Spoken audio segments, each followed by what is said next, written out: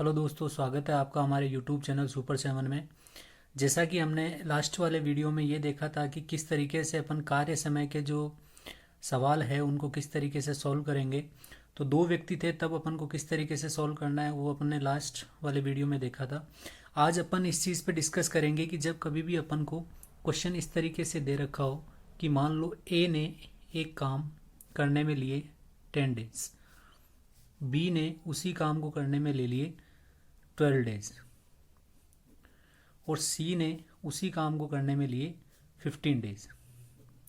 अब अपन को ये निकालना है कि इसके अंदर तीनों मिलकर यदि काम को करें तो उनको कितना टाइम लगेगा। ठीक है, तो देखो पहला जो मेथड था वो यही कि ए का एक दिन का काम देखूं और वो कितना होगा 1/10, बी का एक दिन का काम देखूं तो 1/12, सी का एक दिन का काम 1/15, फिर ए प्लस बी प्लस सी कर देते हैं।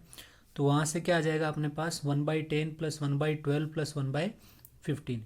तो यहाँ से इसका एलसीएम लेके अपन इस क्वेश्चन को सॉल्व कर सकते हैं। अब दूसरा जो मेथड है अपने पास, भाई यहाँ से अपने पास जो भी एलसीएम आएगा उस एलसीएम को लेकर हम क्या करेंगे। सपोज करो मेरे पास इसका एलसीएम आ गया 60। ठीक है, तो यहाँ से ये हो जाएगा 6, 5 और 4। तो यहाँ से ये मेरे पास आ जाएगा 15/60।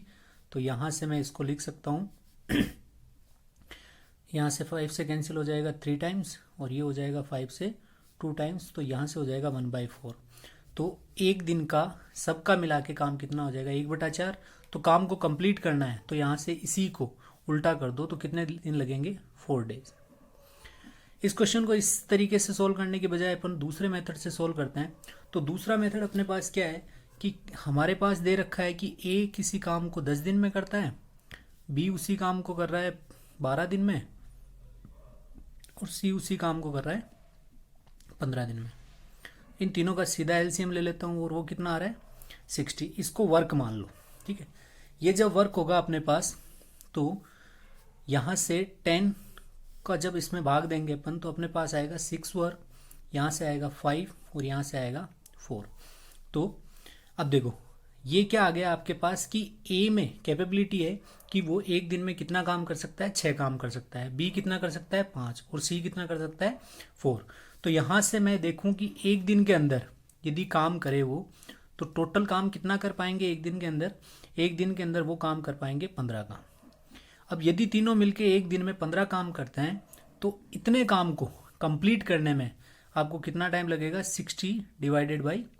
तो यहाँ से आ जाएगा 4 डेज डायरेक्टली। ठीक है, जब अपने पास सिर्फ 2 की बात कर रहे थे तब मैं कर रहा था कि a/b/a+b से अपने पास सीधा आ जाएगा, लेकिन 3 जब दे रखे हो तब ये फॉर्मूला आपके एप्लीकेबल नहीं है। अब देखो ये तो था एक नॉर्मल क्वेश्चन। अब अपन इस क्वेश्चन को थोड़ा आगे कैरी फॉरवर्ड करते हैं कि और किस तरीके से इस क्वेश्चन को पूछा जा सकता है। अब देखो सपोज करो उसी में अपने पास ऐसा आ गया कि ए काम को 10 दिन में कर रहा था, बी उसी काम को 12 दिन में कर रहा था और सी उसी काम को कितने में कर रहा था 15 दिन में कर रहा था। अब क्वेश्चन इस तरीके से दे दे ये कि ए 2 दिन बाद आफ्टर 2 डेज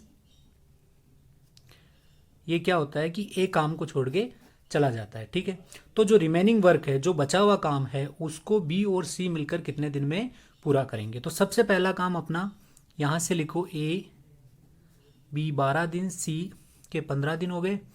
तो यहाँ से पहला काम अपना कि इनका एलसीएम लेते हैं। इनका एलसीएम आएगा 60। ठीक है, ये 60 आया, यहाँ से ये हो जाएगा 6 वर्क, यहाँ से ये हो जाएगा 5 और ये हो जाएगा 4। अब देखो ए 2 दिन बाद काम छोड़कर गया है, ए 2 दिन बाद काम छोड़कर गया, इसका मतलब क्या हुआ कि तीनों ने मिलकर 2 दिन तो काम किया। अब तीनों ने मिलकर 2 दिन काम किया तो एक दिन में कितना काम कर लेते हैं ये सब मिलकर, एक दिन में ये काम कर लेते हैं 15 काम। ठीक है, 15 वर्क ये एक दिन में कंप्लीट कर लेते हैं। अब ए 2 दिन तक तो साथ रहा, इसका मतलब तीनों ने मिलकर 2 दिन तक तो साथ काम किया। तो यहाँ से मैं ये पता लगा सकता हूँ कि ए प्लस बी प्लस सी ने 2 दिन में फाइनली काम कितना किया।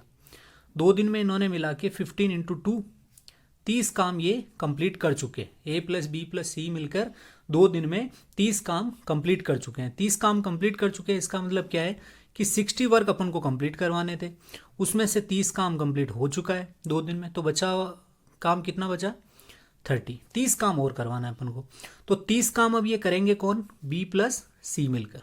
ठीक है, अब देखो बी प्लस सी एक दिन में कितना काम कर लेते हैं, 5 और 4, इन्हीं को जोड़ेंगे इस बार, ए तो हट गया पहले ही, तो 5 और 4 मिलकर ये काम कर लेते हैं। तो यहाँ से मैं लिख सकता हूँ कि ये हो जाएगा अपने पास 9 वर्क, एक दिन में 9 काम कर लेते हैं। अपन को कितना काम करवाना है इनसे, 30 काम करवाना है। तो बी प्लस सी 30 काम को करने में कितने दिन लेंगे, 30/9, तो यहाँ से लिख दिया 10/3 डेज। तो 2 दिन तो इनको पहले लगे और 10/3 दिन ये लगे। तो टोटल जो समय है, जो टोटल टाइम लगा है इनको, वो टोटल टाइम कितना हो जाएगा 2 + 10/3। तो यहाँ से मैं इसको लिख सकता हूँ 16/3 डेज लगेंगे। इसके अलावा क्वेश्चन को और किस तरीके से पूछा जा सकता है, इसके अलावा ऐसे भी पूछा जा सकता है कि सपोज करो अपने पास ऐसा आ गया कि ए 2 दिन बाद छोड़ के चला गया और बी 3 दिन बाद छोड़ के चला गया। ठीक है, एक 2 दिन बाद छोड़ के चला गया और बी 3 दिन बाद छोड़ के चला गया। तो तीनों ने मिलकर कुल मिला के 2 दिन तक तो इन्होंने क्या हुआ, सबने 7 काम किया। ठीक है, ए प्लस बी प्लस सी ने 2 दिन तक तो साथ में काम किया। तो 2 दिन तक साथ में काम किया तो वो तो 15 × 2 कितना हो जाएगा 30 वर्क। ठीक है, अब बचा हुआ काम कितना है, 30 वर्क रिमेनिंग है।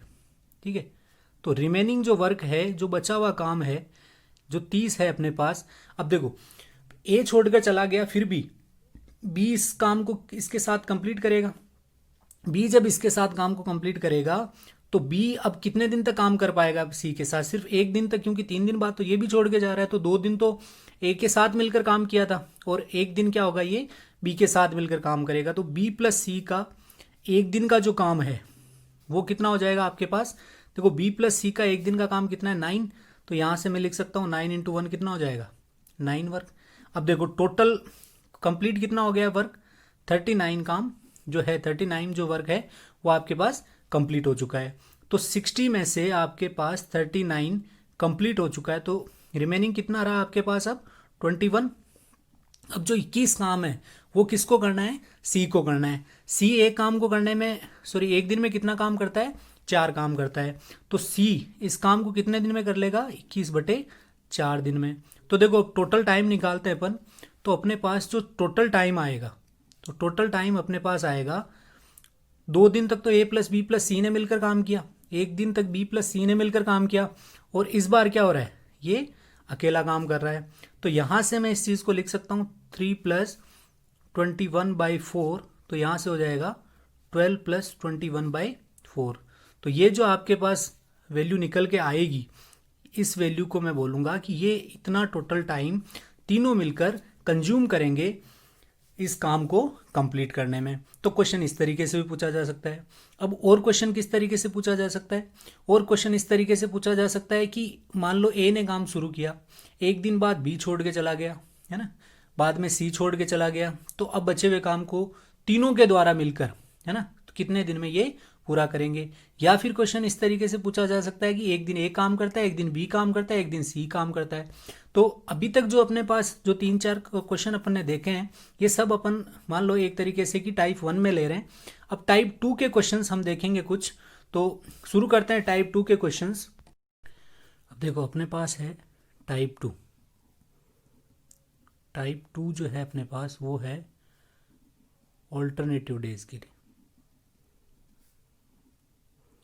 तो अपने पास मान लो एक क्वेश्चन है कि ए किसी काम को करने में 10 दिन लेता है और बी उसी काम को करने में 14 दिन लेता है। बस इस बार क्या हो रहा है कि अल्टरनेटिव डेज पे ये लोग काम कर रहे हैं, मतलब एक दिन ए कर रहा है और दूसरे दिन बी कर रहा है। देखो ए और बी, ए का 10 डेज और बी के लिए अपने पास हो गए 14 डेज। इन दोनों का जब अपन ने एलसीएम लिया तो इन दोनों का एलसीएम आपके पास निकल के आ रहा है 17 इसका एलसीएम आ जाएगा, तो ये 70 वर्क हो गए। तो यहाँ से मैं लिख सकता हूँ 7 और यहाँ से मेरे पास आ जाएगा 5। अब देखो 1 दिन छोड़ के 1 दिन काम कर रहे हैं, तो यहाँ से सपोज करो कि कोई भी स्टार्ट करे, चलो ए स्टार्ट कर रहा है, तो पहले दिन ए काम किया मतलब 7 काम कर दिया इन्हें, दूसरे दिन बी ने काम किया मतलब 5 काम कर दिया, तीसरे दिन फिर ए आया फिर 7 काम किया, चौथे दिन फिर बी आया और उसने 5 काम कर दिया। तो बेसिकली हो क्या रहा है कि 2 दिन में कितना काम कर पा रहे हैं, 12 काम कर रहे हैं। 2 दिन लग रहे हैं इनको 12 काम करने में। तो क्यों ना मैं ऐसा लिख सकता हूँ कि 12 इंटू, यदि मैं ऐसे कैसे 5 कर दूँ, ठीक है, तो कितना आ जाएगा मेरे पास 60 वर्क। 12 इंटू 5 का मतलब हो गया कि मैं क्या कर रहा हूँ कि इन 2 दिन को 1 दिन मान के चल रहा हूँ, ठीक है। तो मैं ये कह सकता हूँ कि 12 काम करने में इनको 2 दिन लगते हैं। तो सेम इनको 60 वर्क कंप्लीट करने में कितना टाइम लगेगा, 5 इंटू 2, 10 दिन लगेंगे इनको 60 वर्क कंप्लीट करने में, ठीक है। अब 60 काम इसके कंप्लीट हो चुके हैं, तो रिमेनिंग वर्क कितना है, रिमेनिंग वर्क है आपके पास, यहाँ से आ जाएगा 70 माइनस 60, तो यहाँ से हो जाएगा 10 वर्क, ठीक है।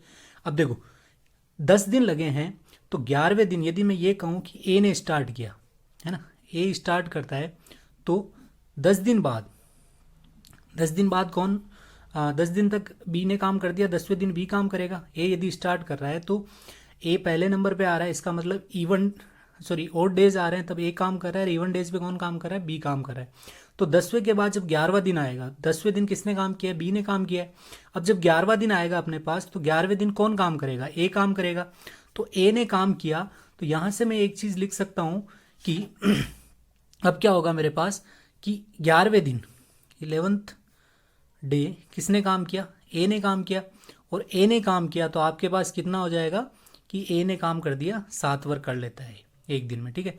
अब कितना बचा आपके पास, अब 12वें दिन 12th डे कौन आएगा, बी आएगा काम करने। और 10 काम आपके पास रिमेनिंग था, 10 में से 7 ये कर चुका, तो 3 ही काम करना है।